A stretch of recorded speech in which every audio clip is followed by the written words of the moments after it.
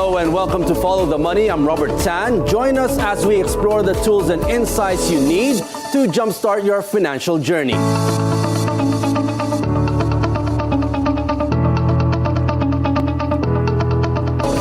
Today on Follow the Money, we're taking a hard look at how global tensions, especially the conflict in the Middle East, are affecting the Philippine economy and investment climate. From rising oil prices to capital flight, supply chain pressures, and currency volatility, how should Filipino investors, businesses, and policymakers respond?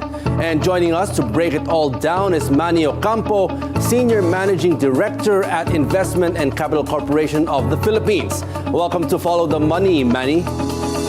Hi, Robert. Good afternoon. Thank you for joining us this afternoon. Manny, let's start. Given your years of navigating the volatile markets now, how do you assess the ripple effects of the Iran-Israel war on global investor confidence, and where does the Philippines stand in this high-stakes chessboard? Well, okay, global investor confidence. I think the people will always go to safe haven. Foreign investors that don't need to make, that have no commitments yet, will probably hold back in the meantime, and take a look at how things pan out between Israel and Iran on the conflict at their stage. I guess the immediate worries would be oil prices, number one, supply chain disruptions, and the possible impact of these two on inflation. We've seen conflict like this in the past, no? And I guess it's nothing. I'd like to say it's nothing new, but things have changed.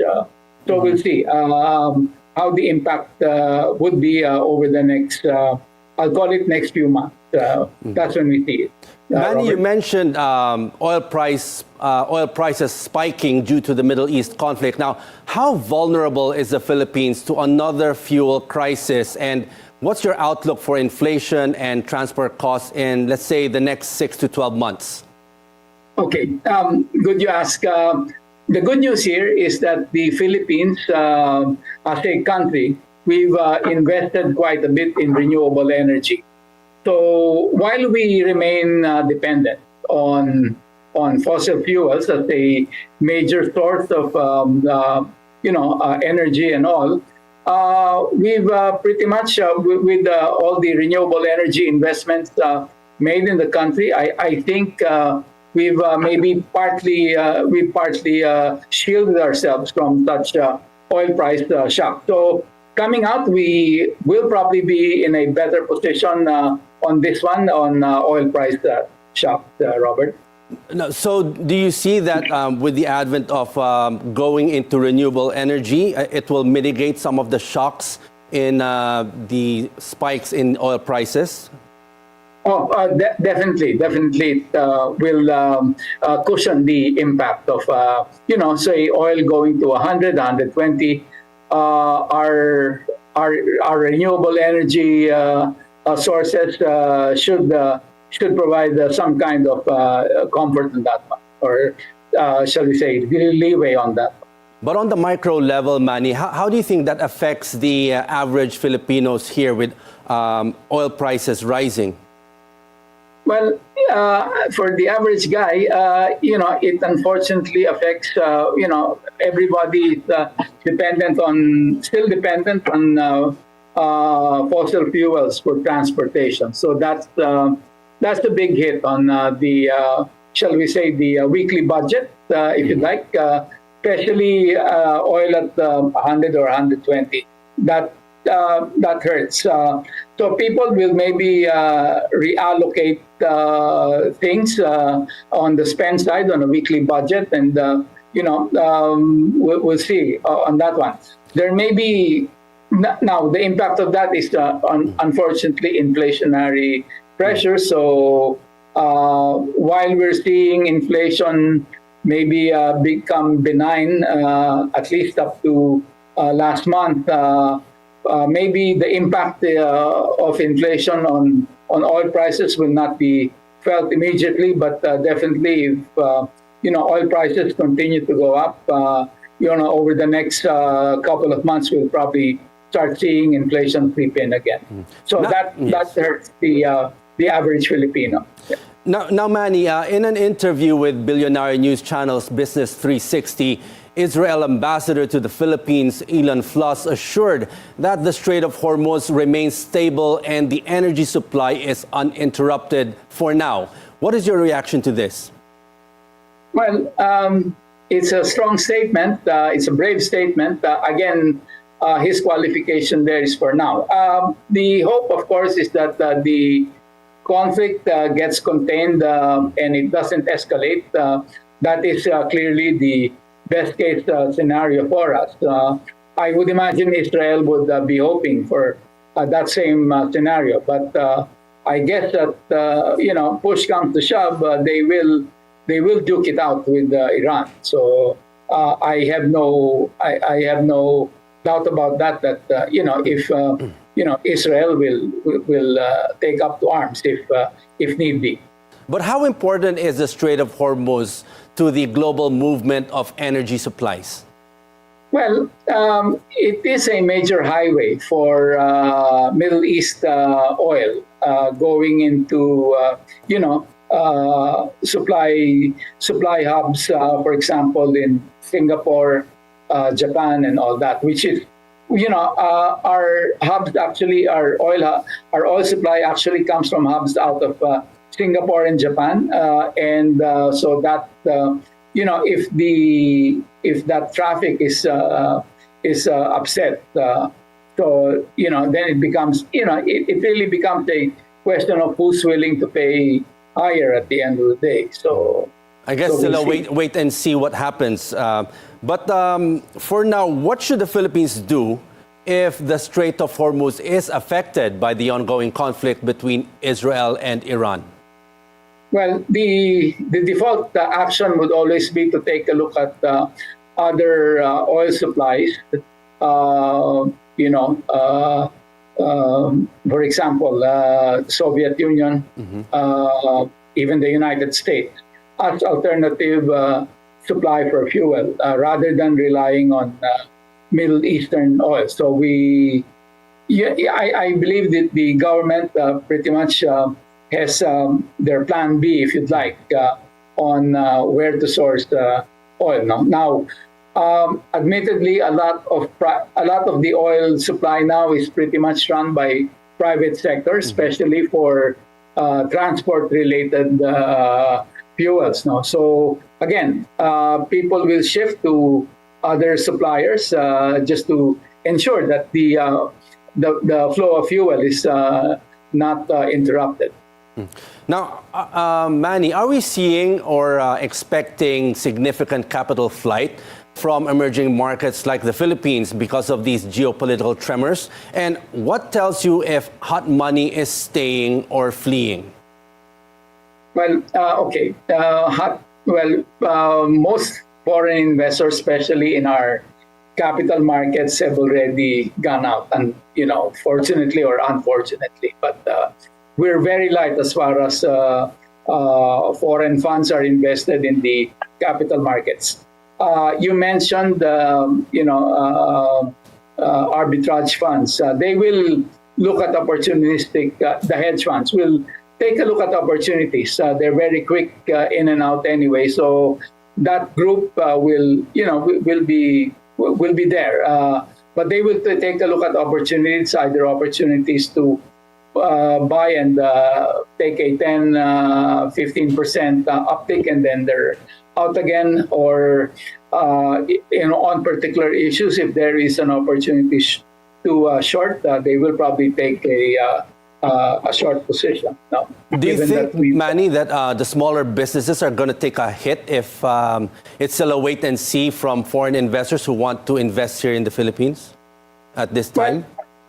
Sorry, I was going to say that a lot of, the only shall we say, sector that we see foreign investors continue, the only two sectors that we see foreign investors really wanting to make a bigger show, if you like, would be in power generation, particularly in renewable energy, and mining. We've seen a lot of new companies come in and take a look at the mining field. So those are, if you'd like, exclusively sectors where the Philippines maybe has a comparative advantage in. Otherwise, all other fields are pretty much covered by your conglomerates here in the Philippines. So we are pretty much independent on that one. The MSMEs, I guess the challenge to them would be how to work it out with the bigger firms. You're mentioning about renewable energy. Now, with the effects of what's happening globally, do you see a bigger opportunity now for investments to come in and put money into renewable energy right now?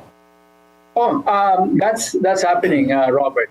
So people are really, I think people are looking at the new green energy auctions that the Department of Energy will be launching over the next one fairly soon. I think GIA4 will be happening fairly soon, and then GIA5 focusing on offshore wind happening maybe latter part of the year. There's a lot of interest there, particularly on offshore wind, where maybe Filipinos have less expertise. So the big boys, the big boys that are familiar with offshore wind projects would probably be more present in that field.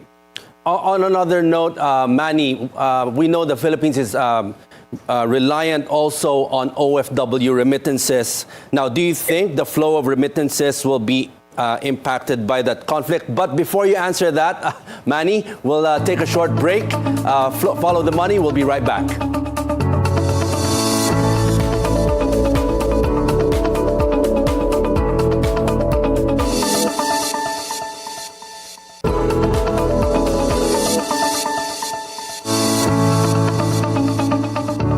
You're still with us on Follow the Money. Still with us is Manny Ocampo, Senior Managing Director at the Investment and Capital Corporation of the Philippines.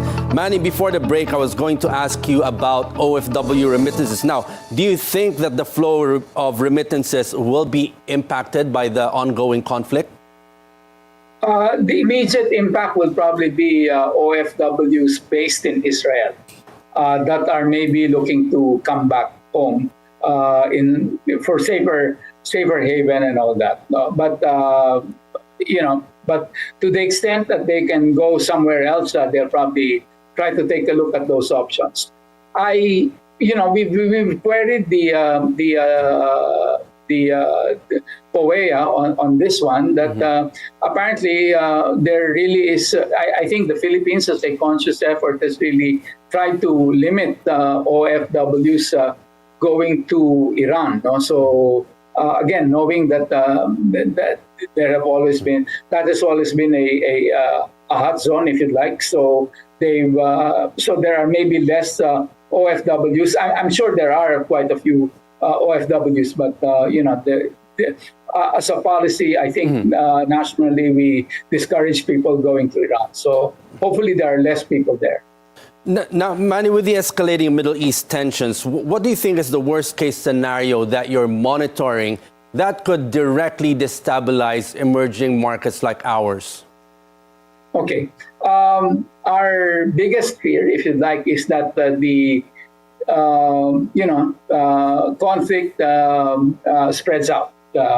For example, there may be other states that become, shall we say, sympathetic with Iran and join in the conflict. So that becomes, that's where when things escalate, that's what we're worried about.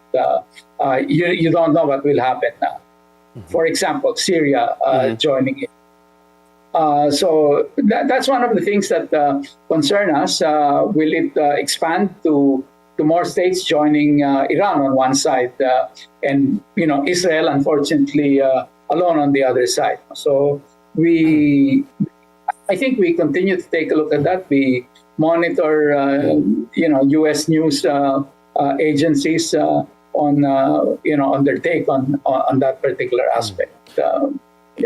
if that worst case scenario does happen, what do you think the government should do to be able to mitigate this affecting our country? Well, yeah, immediately, I would imagine the Bangko Central would take more aggressive steps at looking at the peso-dollar rate movements. I'll say this much, that they will probably try to ensure that there's no wild speculation on the peso-dollar rate. So they'll try to address that hopefully through moral suasion. If not, they probably will directly intervene and make sure that they take a look at the erring financial institutions taking advantage of such a situation. I would have said that maybe government should then take a look at taxes or maybe transport subsidies that's been discussed just to, and this particular administration, given what they've done with rice, if oil becomes a challenged commodity, they may provide some subsidies, particularly for certain sectors of the economy, just to ensure that the general public continues to be able to enjoy transportation. For example, subsidies for transportation to the masses or mass transportation. That could help. Yes. Yes. Now, Manny, looking at the global supply chain, which is already fragile, now, how do you think China's indirect ties and shifting allegiances in the Israel and Iran tension further complicate things for Philippine exporters and importers? We hope that China will remain neutral in the whole thing. I don't see them favoring one group or the other, but they'll probably, I guess their own concern would be on fuel, number one, and fuel supply, because they've relied on maybe Iran as a key source of fuel. Other than that, they probably will keep their trade traffic open. They cannot afford to close down trade with other countries. The tariff thing that they have that China has, US, that's a different story altogether. But so unrelated to the conflict. But that's something that maybe will. We'll see how that manages itself. Now, Manny, Now, Manny, looking on a micro level here locally, you've handled multiple IPOs and capital market activities. Now, how do rising geopolitical risks alter valuation strategies and investor appetite in the Philippine equities market? Okay, at the end of the day, at a certain price, it becomes very interesting. So it really is a question of issuers on their need to raise equity capital from the capital markets, because if they do, then, they would probably have to take a look at, generally speaking, lower valuations than what they would normally expect if the markets were maybe more stable. So we probably will see issuers holding off. Again, unless they really need to raise for one reason or another in the capital markets, they'll probably hold back. There's a threshold that they'll, for example, there's a threshold price earnings multiple that they'll probably take a look at. I don't think we'll see situations where people will dive to, very low single-digit PEs with their IPO. So Manny, do you see that local investors are they more cautious or aggressive when the global tensions rise? You've looked at IPOs in the capital markets. What patterns do you see? Generally, shall we say, the thinking fund managers will look at opportunities to come in. Particularly for blue chip companies that may have been oversold given current tensions on people just wanting to have cash at the at the end of the day. Fund managers that will maybe take a look at opportunities in that regard. Oversold positions on some counters, they may benefit over the next 6 months when things hopefully clear up. And as you mentioned, we've seen cycles go around, and what has gone down eventually goes up. So it's really a question of your holding ability, your ability to hold the positions you take.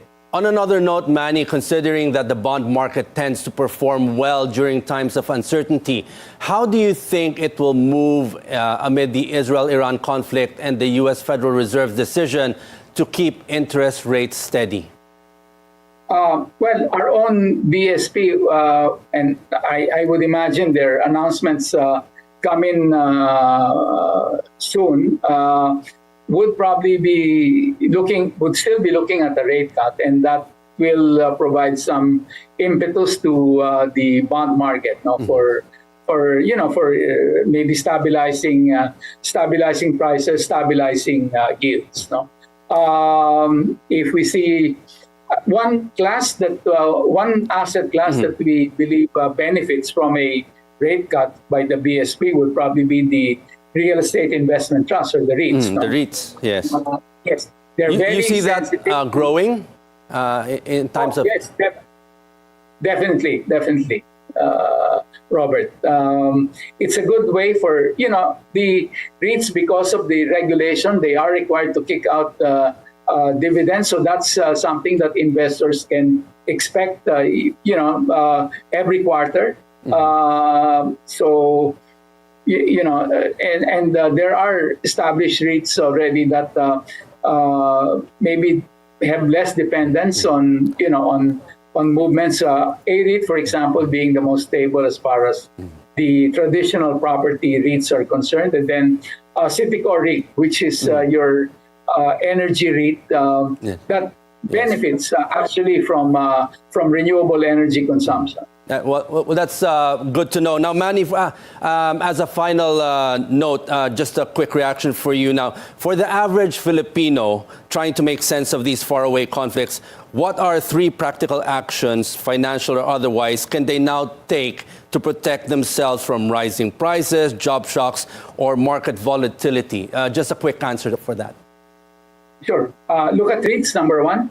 I think on your portfolio, be sure that you have cash on hand to be able to take a look at opportunities. Having cash on hand helps you with that. And then if you will be invested, take a long-term view. Okay. On that note, thank you, Manny, for joining us here on Follow the Money. Thank you, Robert. And that was Manny Ocampo, Senior Managing Director. And thank you for sharing your insights on the impact of the Israel-Iran conflict on global investor confidence and the Philippines' position. Your outlook on oil prices, inflation, and transport costs gives us a clear picture of the economic challenges ahead. We appreciate your thoughts on the Strait of Hormuz, capital flows, and remittances amid these uncertainties. Thank you. Thank you. And before we go, a word on globalization from former U.S. President Barack Obama. The world has shrunk. It is interconnected. All of you represent that interconnection. Many of you are catalyzing it and accelerating it. It promises to bring extraordinary benefits, but it also has challenges, and it also evokes concerns and fears. And that's it for today's edition of Follow the Money. I'm Robert Tan. Thanks for watching. Keep it here on BNC, the Bilyonaryo News Channel.